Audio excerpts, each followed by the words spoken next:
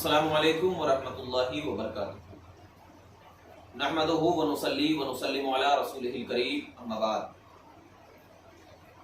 हज़रात गिरामी, मैयत को अगर हम दफन कर दें तो क्या दफन करने के बाद उस मैयत को कब्र से निकाला जा सकता है? आज बहुत सारे ऐसी देखे गए हैं कि जब बारिश का मौसम होता है तो कब्र बैठ जाती है या कब्र खुल जाती है, तो क्या दोबारा कब्र बना सकते हैं? या मैयत को अगर कब्र के अंदर है और पानी भर गया है कब्र के अंदर, तो क्या उस सूरत में मैयत को निकाला जा सकता है या नहीं जा सकता है? इस हवाले से फुक़हा अहनाफ के नजदीक मुतलकन मैयत को कब्र से निकालना ममनू है, हराम है। यानी हम हनफी हैं तो फुक़हा अहनाफ के नजदीक जब मैयत की तदफीन हो जाए तो कब्र खोदने को फुक़हा अहनाफ ने क्या है, मना फरमाया। यानी हम मैयत को नहीं निकाल सकते, बिल्कुल नहीं। हाँ, मगर चंद वजूहात की बुनियाद पर मैयत को क्या है, कब्र से निकाली जा सकती है। जैसे कि एक ऐसी जमीन में हमने दफन किया मैयत को जो गसब की हुई हो। गसब का मतलब यानी जो जोर जबरदस्ती से उस जमीन पर कब्जा किए हुए हो और जमीन किसी दूसरे की हो, किसी दूसरे की हो। अब वो जमीन उसकी हो गई तो अब वो अगर कह रहा है कि तुम यहां से अपनी कब्र, अपने बाप की कब्र या किसी भी कब्र को क्या है निकालो, ये मेरी जमीन है, तुमने गसब कर करके इसमें दफन किया है, तो उस सूरत में फुक़हा अहनाफ कहते हैं कि मैयत को क्या है, कब्र से निकाल करके अपनी जमीन में दफन किया जा सकता है। यानी दफन की हुई जमीन है तो फिर क्या है, उसमें मुंतकिल किया जा सकता है। जैसा कि फतवा आलमगीरी जिल्द 1 सफा नंबर 167 पे जिक्र किया गया है कि गसब की हुई जमीन पर अगर आपने मैयत को दफन किया है तो फिर उस मैयत को क्या है, आप निकाल सकते हैं, वरना क्या है, मगर हाँ, निकाल कब सकते हैं कि जब वो शख्स कह रहा हो निकालने के लिए। आप अगर खुद से निकालना चाह रहे हैं और उस सामने वाले को कोई एतराज नहीं है तो फिर क्या है, ना निकालें, ये बेहतर है। लेकिन अगर सामने वाला कह रहा है कि इसको निकालना पड़ेगा तो फिर निकालना आप पर जरूरी है, वरना आप गुनहगार। अब देखिए आगे कि मैयत को दफन करने से पहले जहां चाहे मुंतकिल कर सकते हैं। दफन करने से पहले, जैसे कि यहां इंतकाल हुआ तो मैयत को आप ले जा सकते हैं, कहीं दूसरी जगह भी लेके जा सकते हैं। यानी दफन करने से पहले जहां चाहे ले जा सकते हैं, लेकिन उसे दफन करने के बाद मुतलकन मैयत को दफन करने के बाद मुतलकन मुंतकिल करने की इजाजत नहीं है। ये फतावा शामी में जिक्र किया है, जिल्द 3 सफा नंबर 137 में जिक्र किया है।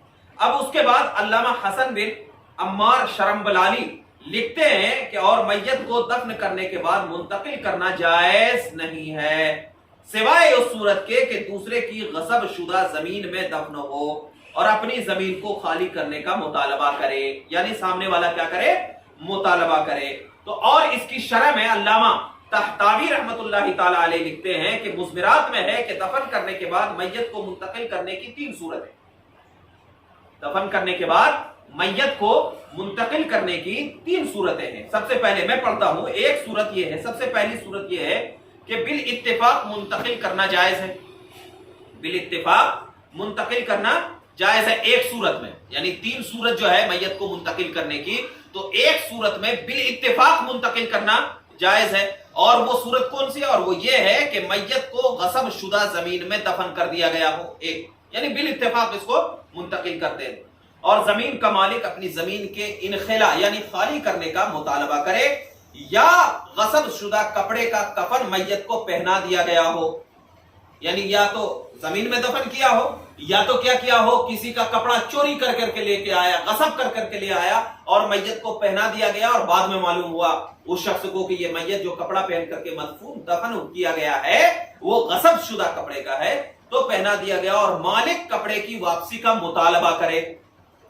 तो इन दोनों सूरतों में क्या है, बिल इत्तिफाक मैयत को जो दफन किया हुआ है उसको निकाल करके दूसरी जगह मुंतकिल कर सकते हैं। दूसरी सूरत में बिल इत्तिफाक नाजायज है। पहली सूरत में तो जायज है, दूसरी सूरत में क्या है, बिल इत्तिफाक नाजायज है। कौन सी सूरत है दूसरी? मसलन ये कि मां कहे मुझे अपने बेटे का चेहरा देखना है, इंतकाल कर गया बेटा, मां जिंदा है वो देखी नहीं, अब वो कुछ दिन के बाद मां कह रही है कि मेरे बेटे का चेहरा देखना है मुझे।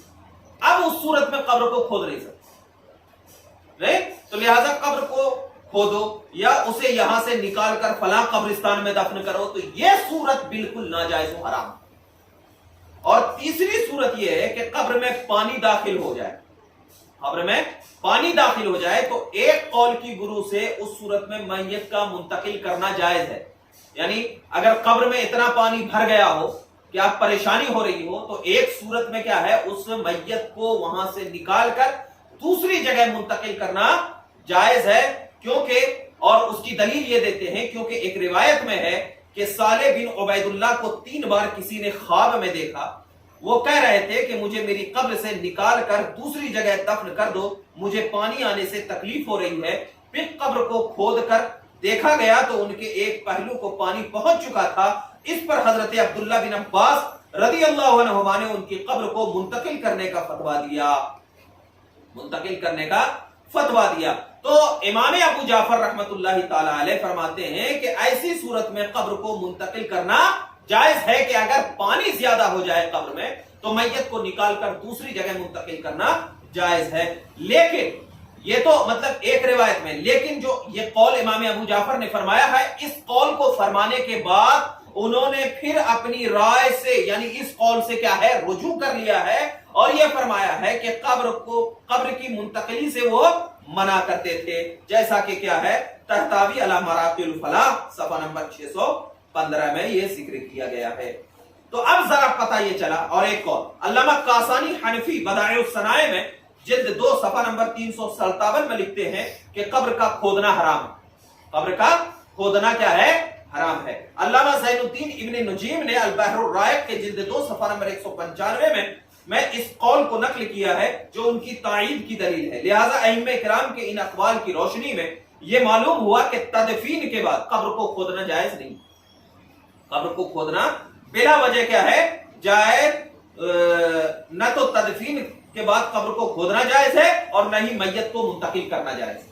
تو لہٰذا اگر قبر کیا ہے بالکل دھس جائے، اور ایک صورت یہ ذہن میں رکھ لیں کہ قبر دھس جائے اور قبر کے اندر جو میت پڑی ہوئی ہے وہ دکھ رہی ہو ہمیں، اور اس بات کا اندیشہ ہو کہ کوئی اگر یہاں سے گزرے گا تو دیکھ کر کے وہ ڈر جائے گا، دیکھ کر کے کیا ہے وہ ڈر جائے گا، تو بس اس حصے کو چھپا لینا کافی ہے.